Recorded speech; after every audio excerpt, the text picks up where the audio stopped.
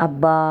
రోజు అదే చారు, అదే పప్పు, అదే కూర అనుకునేటువంటి వాళ్ళు వెరైటీ రెసిపీల కోసం వీడియోలు సెర్చ్ చేసినప్పుడు నా వీడియో తప్పకుండా లైక్ చేస్తారు. అంత బాగుంటుంది. ఇవాళ నేను మీకు పరిచయం చేయబోయేటువంటి నిమ్మకాయ చారు.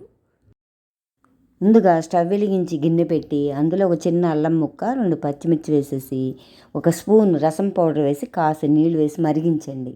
అందులోనే ఇంగువ కూడా వేసేసి బాగా కలిపేసేసి తెరలనివ్వండి. తర్వాత ఒక కప్పు పప్పుని ఉడికించేసేసి ఆ పప్పంతా కూడా అరగిన్నె నీళ్ళల్లో వేసేసి బాగా రసమంతా తీసేసేయండి పప్పు నీళ్ళతోటి.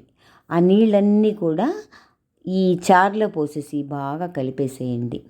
తర్వాత రుచికి తగ్గ సాల్టు, ఒక స్పూను మిరియాల పౌడర్ వేసేసి బాగా కలిపేసేయండి.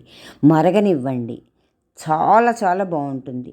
తర్వాత చిటికెడు పసుపు వేసేసి బాగా కలిపేసేసి తెరిలాక చారంతా కూడా కాస్త కొత్తిమీర కూడా యాడ్ చేయండి. తర్వాత పక్క స్టవ్ మీద కడాయి పెట్టి కాస్త ఆయిల్ వేసి ఆయిల్ వేడెక్కగానే ఒక స్పూన్ ఆవాలు, ఇంగువ, ఎండుమిర్చి, కరివేపాకు వేసేసి ఇంగువ పోపు వేసేసేయండి. ఈ ఇంగువ పోపు అంతా కూడా మరిగినటువంటి చారులో వేసేసేయండి. బాగా కలిపేసేయండి.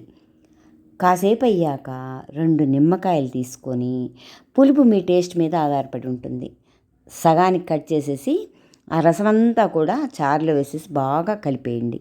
అంతే, అద్భుతమైన నిమ్మకాయ రసం చారు రెడీ. Thank you.